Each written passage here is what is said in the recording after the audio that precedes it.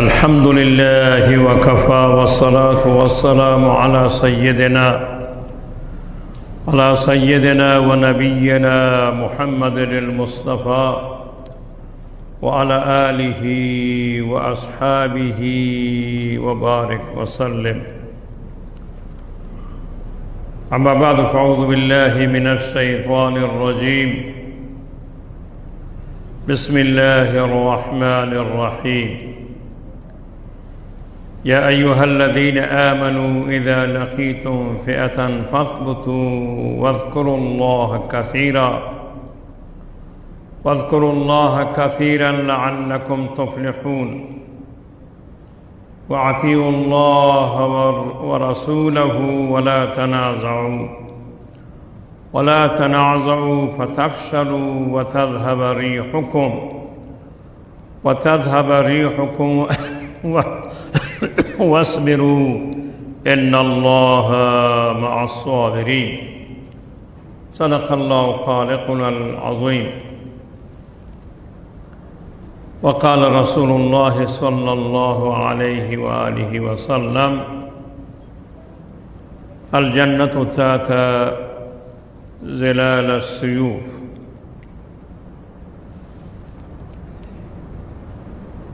قال الله تبارك وتعالى في شأن حبيبه: إن الله وملائكته يصلون على النبي يا أيها الذين آمنوا صلوا عليه وسلموا تسليما.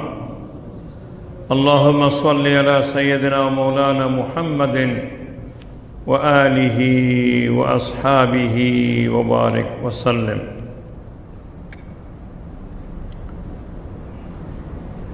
آیه 45 و 46 سوره انفال به حضور مبارک شما تلاوت شدند و سوره انفال که به حساب دیگری این سوره را سوره بدر میگویند که واقعه جنگ بدر در این سوره مفصلا بیان شده، یکی از سوره های زیبای قرآن و سوره هست که خداوند دستورات دفاعی و آداب دفاع را به مسلمانان که امون دفاع مشروع باشد آموخته است. و ما در آخرین ماه سال قمری هستیم، ماه ذوالحجه، ماه 12 هجری قمری هست، همونطوری که ماه محرم اولین ماه سال هست. در ساعتی که در مسجد شما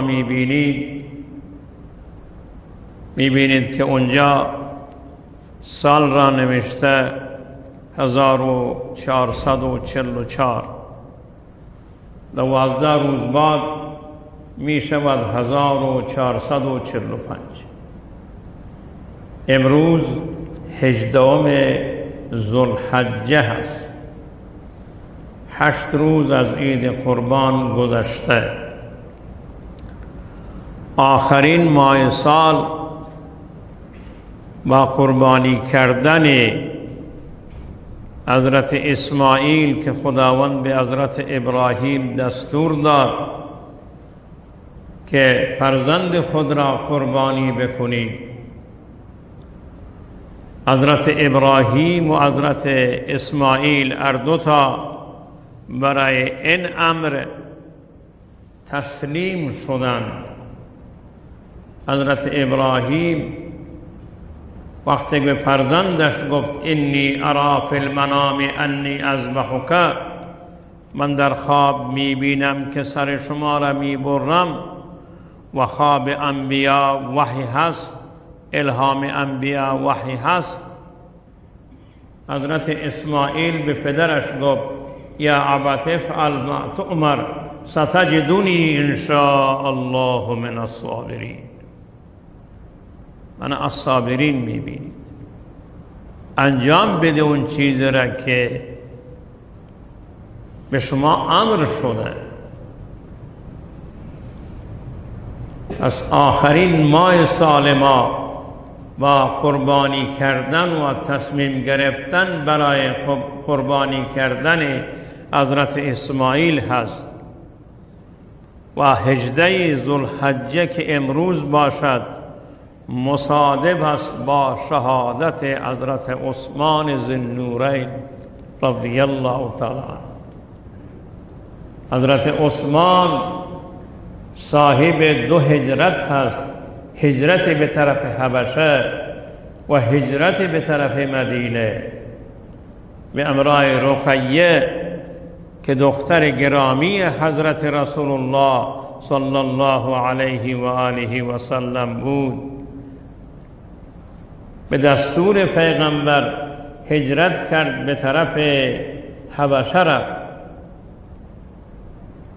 و بعد از اونجا وقتی که رسول الله به مدینه منوره هجرت کردند، از حبشه هجرت کرد دوباره به مدینه منوره آمد. صاحب 2 هجرت هست، صاحب 2 نور هست، از سابقین الاولین هست، از عشره مبشره، از خلفای راشدین.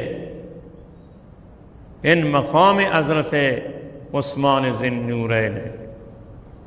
اگرچه اهل سنت والجماعت روز یا ماه به نام رحلت فلان و تولد فلان ندارند که این روز را ما بیاییم و تعطیل بکنیم و مراسم خاص داشته باشیم، اما فقط برای اینکه ما بدانیم و جوانان ما بدانند و فرزندان ما بدانند و مؤمنین و مؤمنات بدانند که وقایع صدر اسلام در چه روز رخ داده اند، گاهی تذکر اینا لازم هست.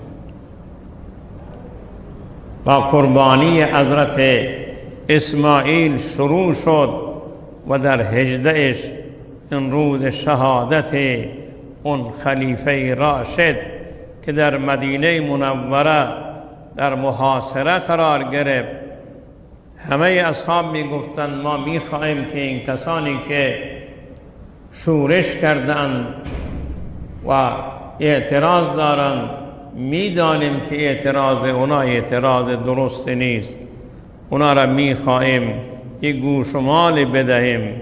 حتی حضرت علی رفت و در نهج البلاغه است، اونجا رفت و گفت که همونطوری که تو داماد رسول الله، منم داماد رسول الله هستم، تو با جناب من بودی، اما یک امتیاز تو داری که تو 2 دختر رسول الله را داشته و من 1 دخترش را داشتم.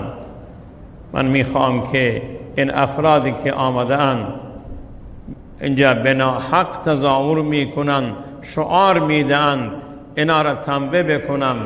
حضرت عثمان ذوالنورین رضی الله تعالی عنه فرمودند که من نمیخواهم در شهر مدینه منوره که شهر مدینه الرسول هست، شهر پیغمبر هست، در اینجا خون کسی به زمین بریزد و اجازه نداد.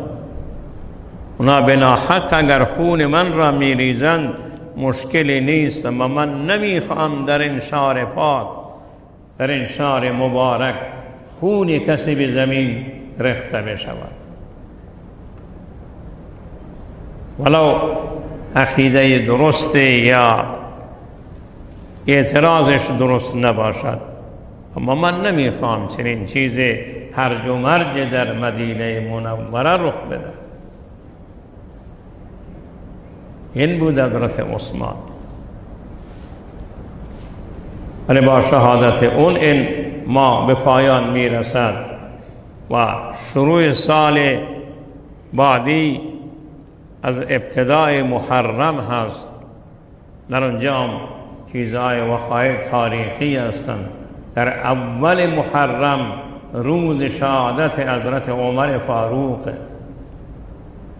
و دوام محرم شهادت حضرت حسین و آل بیت اصحاب حضرت حسین.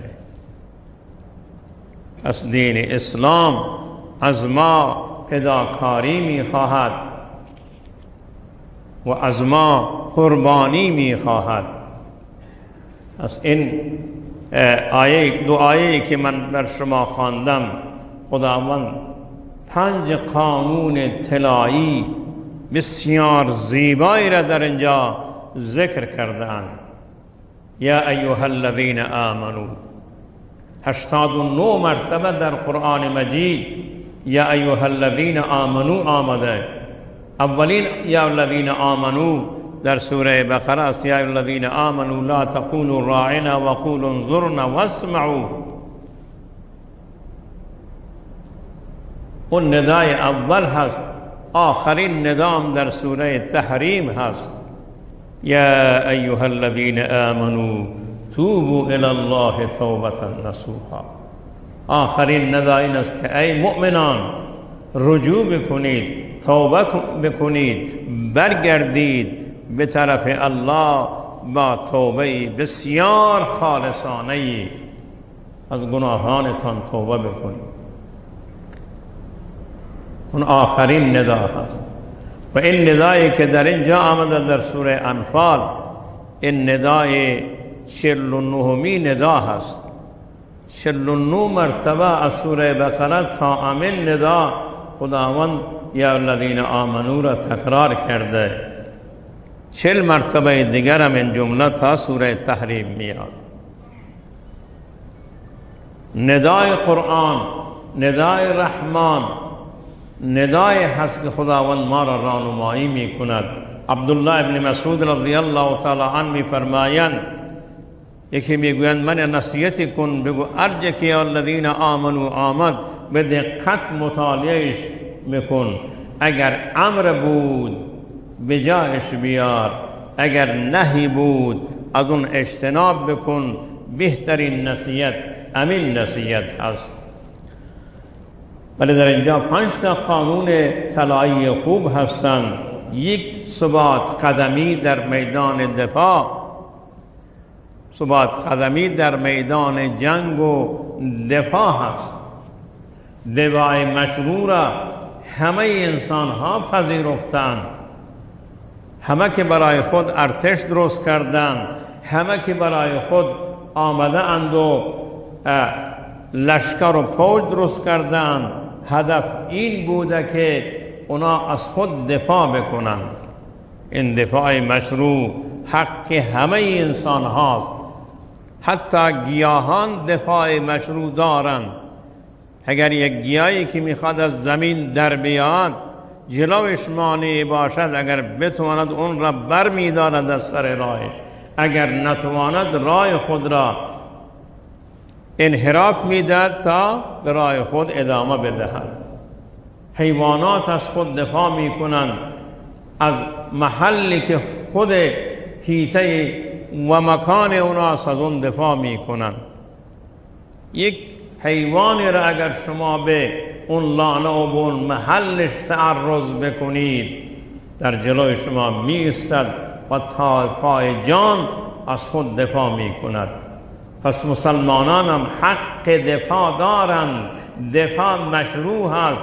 لذا خداوند ندا می کنند یا ایها الذین آمنو اذا لقیتم فئة، وقتی جماعت به طرف شما هجوم کرد، جماعت به طرف شما آمد، فثبتوا، ثابت قدم بایستید.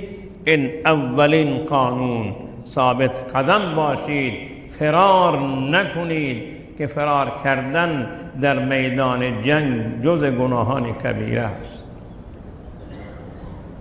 و در همین سوره هست اونایی که فرار میکند غضب خدا بر اونها هستند، مگر اینکه فرار کردن تاکتیکی باشد یا اینکه به طرف جماعت دیگری میروند.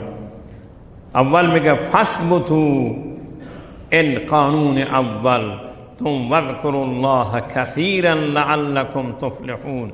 ذکر خدا را زیاد بگویید تا کامیاب بشوید. ذکر الله را زیاد بگویید تا کامیاب بشوید. و ذکر خدا در میدان جنگ چی بوده؟ همون نعره تکبیر مجاهدین بود که وقتی با دشمن روبرو می شدند نعره تکبیر الله اکبر سر می دادند. این ذکر خدا هست. میگه زیاد الله را یاد بکنید. سوم و اطیعوا الله و رسوله، اطاعت خدا و رسول الله را داشته باشید. البته ذکر خدا را خداوند در آخر سوره احزاب آیه 41 42 در اونجا می‌فرمایند که یا ایها الذین آمنوا اذکروا الله کثیرا و سبحوا بکرة و اصیلا. ذکر خدا را زیاد بگویید و تسبیح خدا را صبح و غروب بگویید. الله خداوند ذکر خود را گفته اون تنها عبادتی که حد و مرز ندارد برای همه هست ذکر الله است. یک انسانی اگر جنوب باشد اعمالی را نمیتواند انجام بدهد. یک خانم اگر عادت ماهانه یا وقت زایمانش باشد 7 عمل بر اون حرام هستند. جایز نیست که نماز بخواند، جایز نیست که روزه بگیرد، جایز نیست که تلاوت قرآن بکند، جایز نیست که دست به قرآن بزند، جایز نیست که به خانه خدا طواف بکند، جایز نیست که داخل مسجد برود و جایز نیست که شوهرش با اون بستر بشود. اینا 7 عملی هستند که خانم ها در وقت عادت ماهانه یا در وقت زایمان که همون چله میگویند این اعمال را نمیتوانند انجام بدهند، اما ذکر خدا را میتوانند بگویند. سبحان الله، الحمد لله، لا اله الا الله، الله اکبر، اذکروا الله ذکرا کثیرا و سبحوه بکرة و اصیلا. محدودیت ندارد. روایت حضرت عایشه صدیقه رضی الله تعالی عنها است که رسول الله به هر حال یاد خدا را می کرد، به هر حال ذکر خدا را می گفت. چه زمانی که وجودش تمیز و پاک بود، عذر شرعی نداشت مانند جنابت، و چه زمانی که پاک نبود ذکر خدا را می گفت. سبحان الله می گفت، الحمدلله می گفت، لا اله الا الله می گفت. می گفت خواجه بهاءالدین نقشبند می گویند دست به کار و دل بیار باید باشید. هم دست شما کار بکند، هم زبان شما ذکر بکند، هم دل شما ذکر بکند. و خداوند توصیف می کنند صاحبان عقل را که در آخر سوره آل عمران است که اولو الالباب کیند؟ الذین یذکرون الله قیاما، در وقتی که استادان ذکر خدا را میگویند، و قعودا در حال نشسته، و علی جنوبهم در حالی که بغل خوابیدند. الذین یذکرون الله قیاما و قعودا و علی جنوبهم و یتفکرون فی خلق السماوات والارض. یکی ذکر، یکی فکر، و نتیجه این فکر این می شود که ربنا ما خلقت هذا باطلا سبحانك فقنا عذاب النار.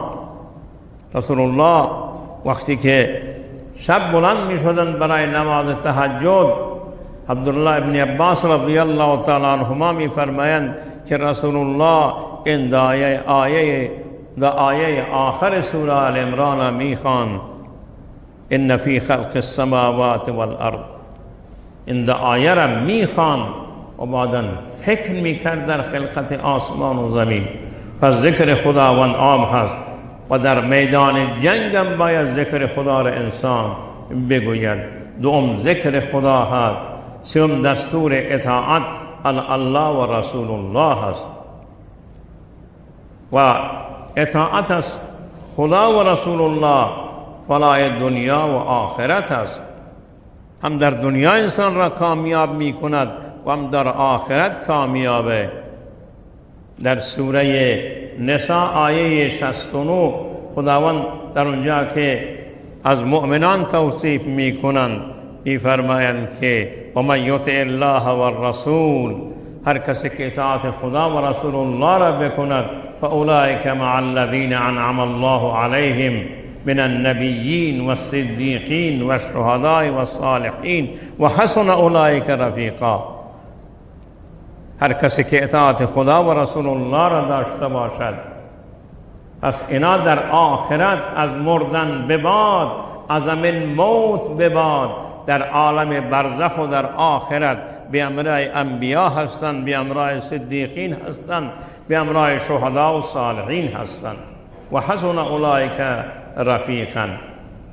و خداوند در سوره آل عمران یهودیا و نصرانیا ادعا می کردند که نحن ابناء الله و احباؤه، ما به منزله فرزندان خدا هستیم، ما دوستان خدا هستیم.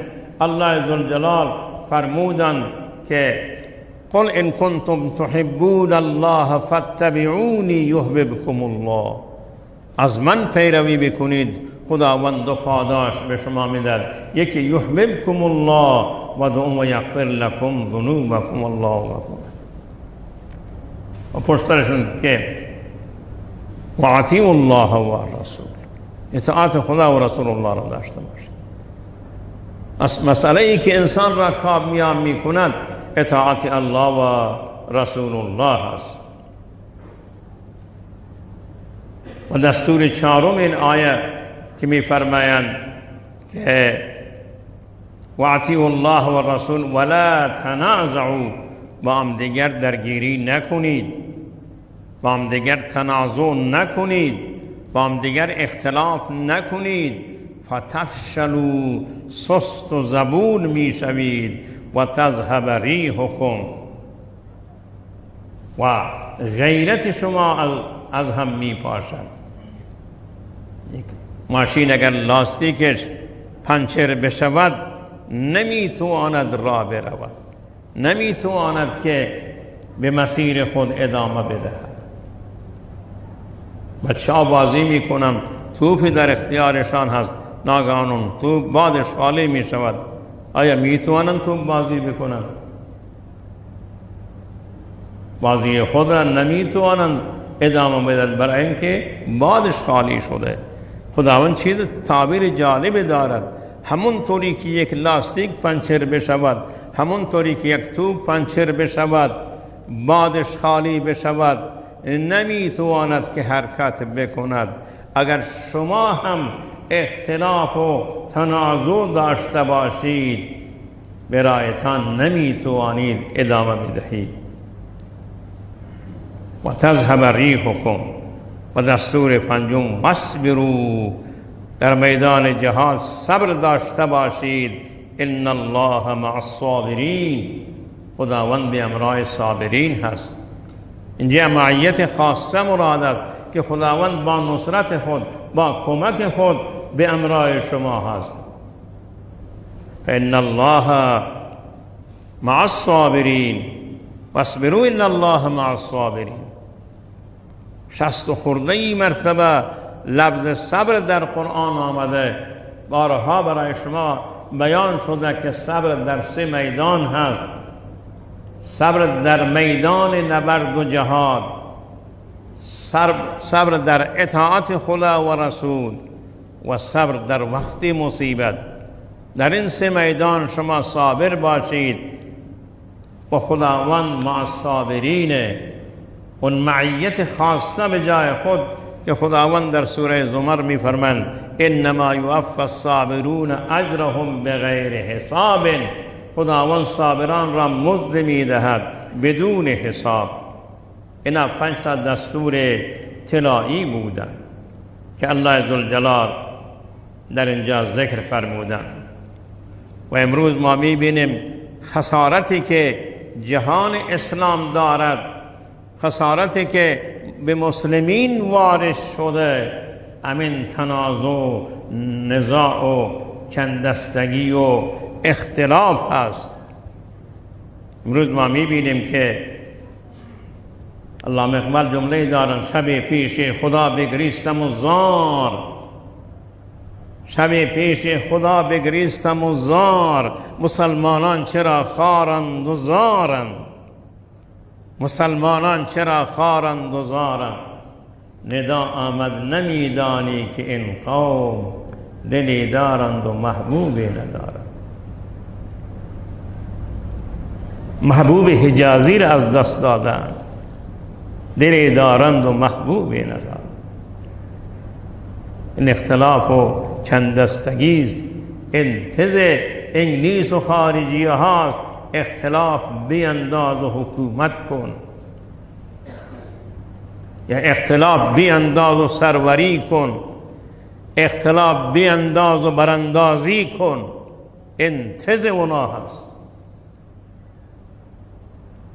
امروز ما ایالات متحده داریم، اتحادیه اروپا داریم، سابقا اتحاد شوروی را داشتیم، اما اتحادیه مسلمانان کجاست؟ ارتش منظم کشورهای اسلامی کجا هست؟ اون ارتشی که واکنش سریع نسبت به مسلمانان و خاک مسلمین داشته باشند کجاست؟ نه کجا هستند؟ نزدیک به 80 سال مردم فلسطین آواره‌اند، بیچاره‌اند. مسلمانان چرا خوابند؟ چرا بیدار نمی شوند؟ این خواب گران مانند مرگ هست، مانند موت هست. کی از این خواب گران و از این موت زنده بشون معلوم نیست.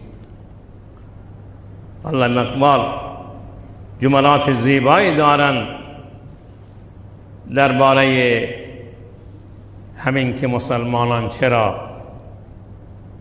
متفرقند، چرا یک پارچه نیستند. حالا چند تا اشعاری که علامه اقبال قبل از اینا را میگوید، بعد پشت سرش عنوان دارد: پس چه باید کرد و ای اقوام شرق؟ پس چه باید کرد و ای اقوام شرق؟ خیلی زیبا می سرایند: به کار خود را امتان بردند و پیش، کار خود را امتان دیگه جماعتان بردند و پیش، تو ندانی قیمت سارای خیش. این سارای خیش میدانی؟ اسلام از سارای عربستان شد. تو ندانی قیمت سارای خیش، امتی بوده امم گردیده ای. یک امت بوده اما امروز امم شده. عرب جدا، عجم جدا، زبانهای مختلف جدا، مرامر قوم جدا، در حالی که میگفته علامه اقبال: نه ترکو نه افغانو نه ترکو نه تتارم، چمن زارم و از یک شاخسارم. نه افغانو نه ترکو نه تتارم، چمن زارم و از یک شاخسارم. تمیز رنگ و بو بر ما حرام است، که ما فرورده یک نوبهارم. که ما فرورده یک نوبهارم. اسلام امتی بودی امم گردیده ای،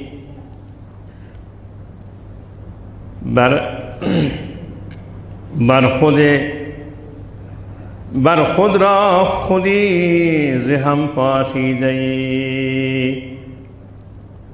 میگه بر خود را خودی از زهم پاشیده ای، خودیت را ازم پاشیده ای. بعد فرمایند که هر که از بند خودی واراست مرد.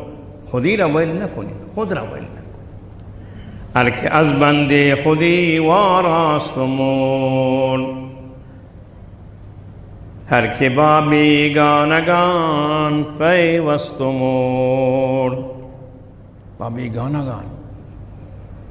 یکی به چین وابسته، یکی به روسیه وابسته، یکی به امریکا، یکی به انگلیس وابسته، یکی به غرب و یکی به شرق.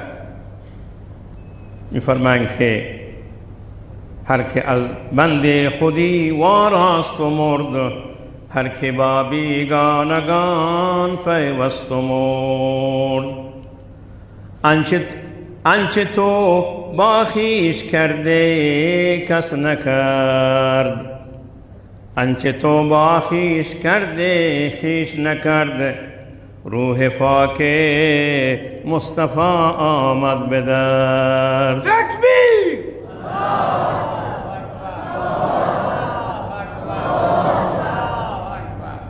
در پایان همین اشعار در صفحه 476 همین اشعار قبلی را که میگوید، بعد میگوید عصر خود را بنگر ای صاحب نظر، عصر خود را بنگر ای صاحب نظر، در بدن باز آفرین روح عمر. تکبیر!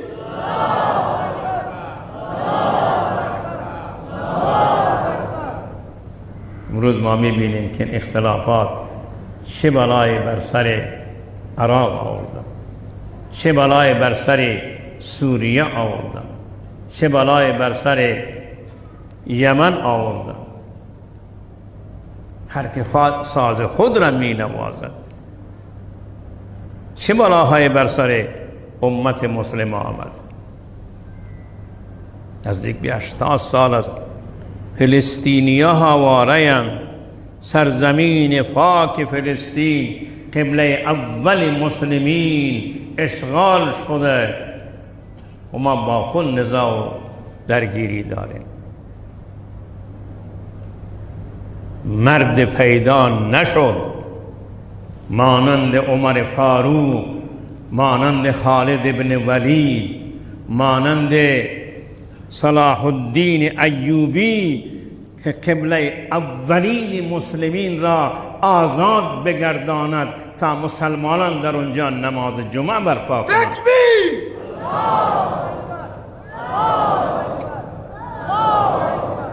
بلندیای جولان که متعلق به سوریه بودند، بسیار منطقه سوق الجیشی استراتژیکی، اینا را اسرائیل آمد و اشغال کرد. نه پدر که اسمش اسد بود، نه فرزند که اسمش بشار بود، نه بشار و نه اسد. این بی هویت ها یک گلوله‌ام به طرف اسرائیل شلیک نکرد. تکبیر!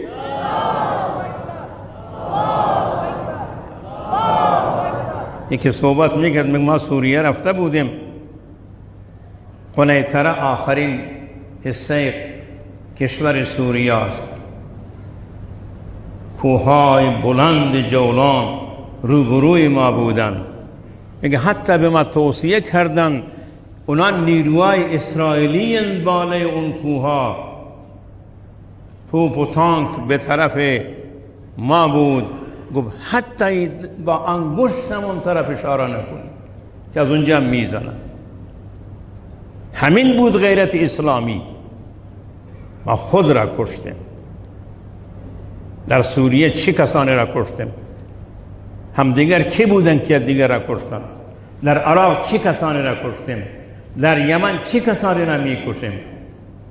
ولا تنازعوا فتفشلوا و تذهب ریحکم. خداوند میفرماید تنازع نکنید، سست و زبون و فشل میشوید، پنچر میشوید، بادتان خالی میشود. تکبیر!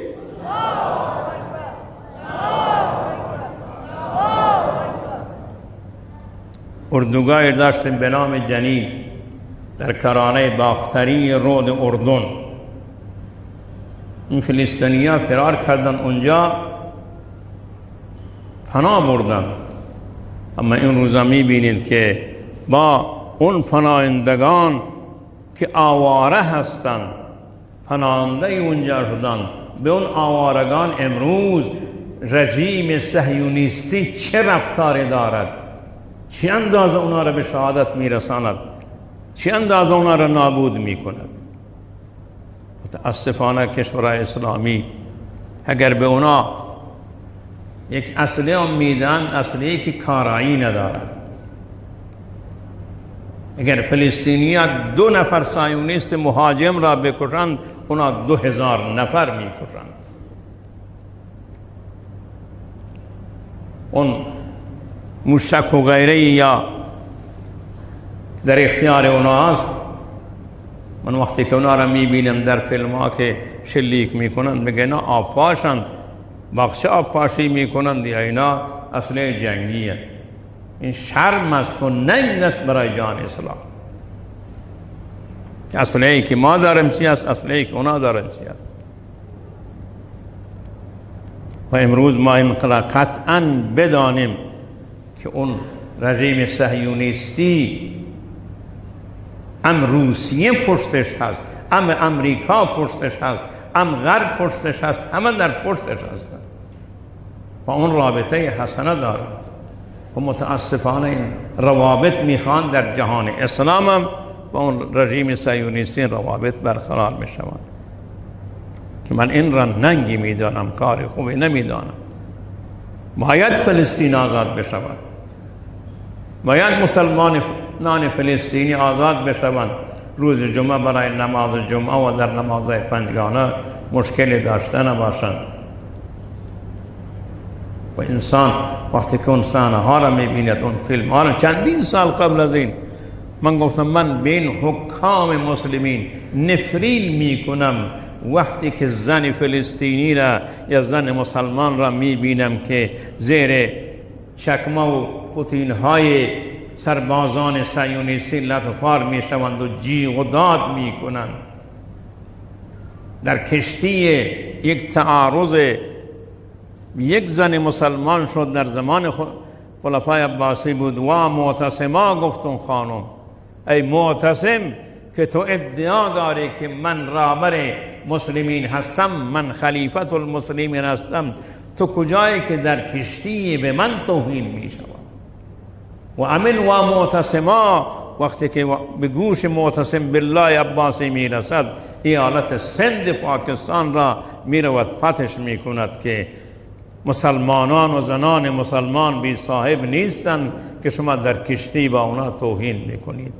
در هر روزی و در هر ساعتی و در هر شب و روزی در این قسمت ها چه توهین هایی که به زنان مسلمان نمی شود، به مسلمانان نمی شود، به زن و کودک و پیر و جوان نمی شود. ما باید فریاد اون مسلمین برسیم. الله عزوجلال همه ما را توفیق عمل نیک بدهد و از کارهای بد و زشت نگاه بدارد و این آیات را سرلوحه زندگی خود مسلمانان قرار بدهند که وقتی در جنگ‌های